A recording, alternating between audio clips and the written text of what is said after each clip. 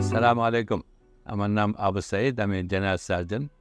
আজকে আমরা একটা ছোট্ট সমস্যা যেটা মোটামুটি আমাদের সমাজে বেশ কমন। কিন্তু এই সমস্যাটার উৎপত্তি স্থলটা এমন জায়গায় যে লোকজন লজ্জায় হয়তো অনেক সময় ডাক্তারের কাছেও আসে না, আত্মীয়স্বজনের কাছেও বলে না, একা, একা ভুগতে থাকে। এটা হলো পায়ুপথের একটা ছোট্ট সমস্যা। এটা শুরু হয় কোষ্ঠকাঠিন্য থেকে।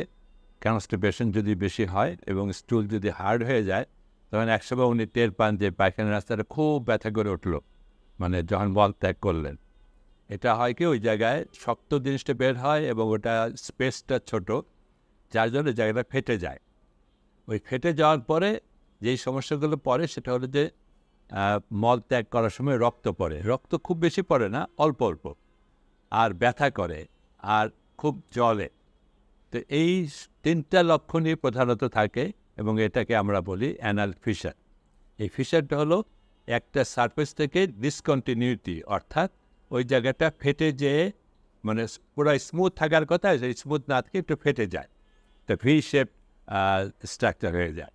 তো ওই মলদারটাকে আমরা যদি মনে করি একটা ঘড়ির মতো, তো 12 o'clock, 12, 3, 6, 9, তাহলে সাধারণত এটা 6 o'clock পজিশনে এই ঘাটা হয়।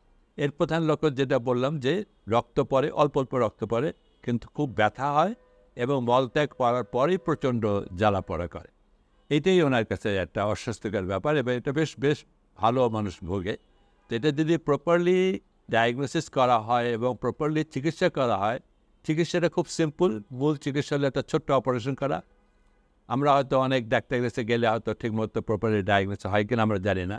হয়তো অনেকে অনেক বিভিন্ন জায়গা থেকে দেখে ক্রিম বা এটা সেটা আমরা ইউজ করি, কিন্তু এর মূল চিকিৎসা হলো একটা ছোট্ট অপারেশন করা। কিন্তু এই অপারেশনটা খুব ডেলিকেট। এটা যদি ঠিকমতো না করা হয় তাহলে পেশেন্টের জন্য একটু অসুবিধা হয়। তো সাধারণত এটা যারা করে কমন, তাদের কাছে গেলে তারা এটা খুব সুন্দরভাবে করে দেয়। যাদের সমস্যাটা হলো এক 6 o'clock পজিশনে, আমরা অপারেশন করি at 3 o'clock পজিশনে এবং একটা ছোট্ট ইনসিশন দিয়ে কাজ করতে হয়। ইন্টারনাল স্ফিংক্টার নামে একটা স্ফিংক্টার আছে, সেই স্ফিংক্টারের একটা ছোট অংশ কেটে দিতে হয়।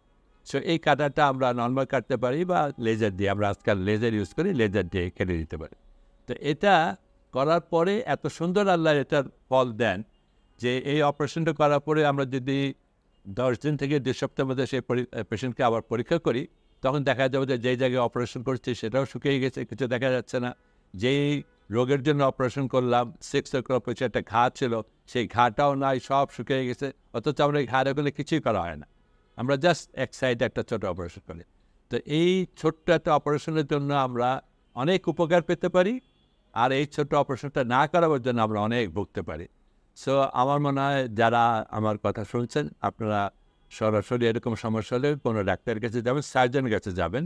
সার্জন এটাকে পরীক্ষা করে বুঝবে। উনি যদি বলেন এটা অ্যানাল ফিশার, তাহলে এটার মূল চিকিৎসা হলো একটা ছোট্ট অপারেশন করা এবং এটা আপনি উইদিন 2 weeks আলহামদুলিল্লাহ আপনি ভালো হয়ে যাবেন। সো আমার মনে হয় এইটার পরে কারো আর এরকম ভোগান্তি সহ্য করার প্রয়োজন হয় না।